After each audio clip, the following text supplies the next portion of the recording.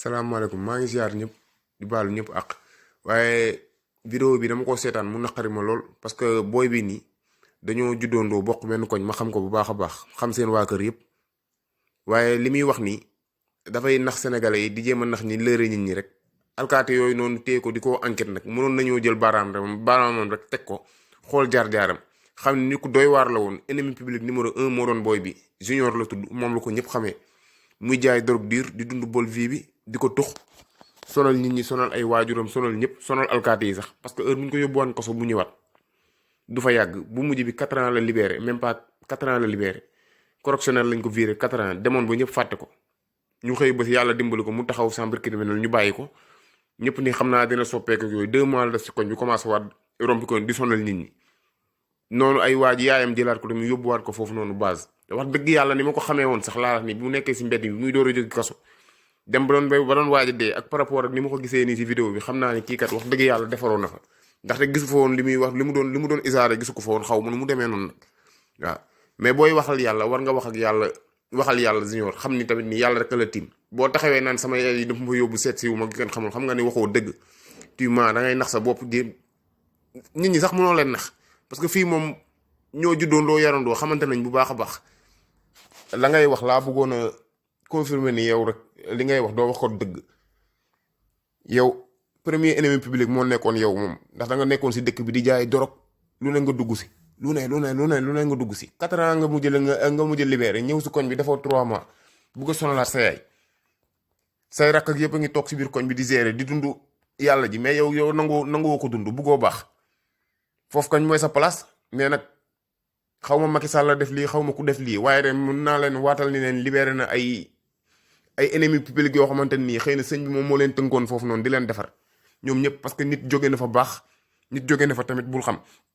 xëy na yàlla moom mooy dogaloo noonu si lépp waaye li mu mun si ñii de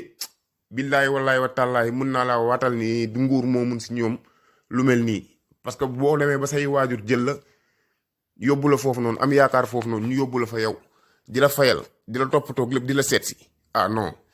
man mënumaa gëm loolu noonu mais léegi kon parents yi ñoom loolu ñu doon sàqu seen doom yeeg noonu yëpp après dafay mujj niil toog leen ngeen xool fii quelque temps ay booy yi ñu jëlee foofu rek ngay dégg ñu naan jàpp nañ leen fii def nañ leen ne ñoom ñëpp bu leen yabul nag sénégalais yi yéen ñëpp ne laa wax na ngeen ibbi seen xel yi ngeen bàyyi xel bu baax a baax gëstu leen li ma leen doon expliquer nii si booy bi nii ngay xam ni kon ñoo foofu ñu fa nekkoon du ñu ay waga yu ndaw wala ñu nekk ay kii ak yooyu noonu waaye yàlla dimbali nañu. waaw dama fay indi sama doom ci daara ji waaye ñoo ngi sant yàlla ak yonent bi ak Serigne Touba ak sëñ Modou Kara mi def daara ji ñoo ngi sant tamit commandant ak Aba mi fi nekk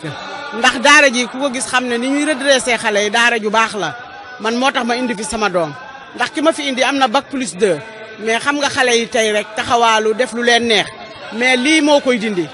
waaw du lépp la gouvernement mën nag waaye lii sëñ Modou Kara def ñun ñu ngi ko ci ñaanal yal na ko fi yàlla bàyyi gën a bàyyi suñu kanam te daara ji buñ ko gënoon mun a yaatal mu am fu gën a yaatu fii sax ba mun a redresser xale yi ci réew mi yëpp kon dañuy sant yàlla waaw ñu ngi koy gërëm bu baax nag di ko sant waaw. bu baax ndax sama doom bi ma ko fi indi bu ma ko waxaan danaan ma man lu ma neex laay def lu ma kii laay def mais gis nga tey daf ma ne yaay ma ne ko mu ne ma man bàyyi naa lu ma doon def yëpp. bu ma génnee danga may ubbil quincaillerie ma liggéey comme sama jàng yàqu na ma ne ko c'est pas trop tard mun nañ la fayal formation nga def leneen waaw man daal daara ji moom wax dëgg yàlla 2 mois kese la fi def 2 mois mais man gis naa changement ci moom waaw gis naa fi it yeneen xale yoo xam ne dañ leen fee génne ñu ànd ak seen yaay di ñibbi mais man ni ma leen gisee xam naa ne biñ fiy ñëwee wuñ fi noonu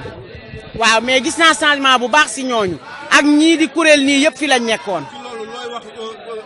autorité yi nga xamante ne ñoo nekk ci gox bi. waaw. waaw autorité yi lu ma leen di wax daal buñ mënee dimbale sëñ Modou Kara utal ko fu gën a yaatu fii foo xam ne xale yi mun nañ faa nekk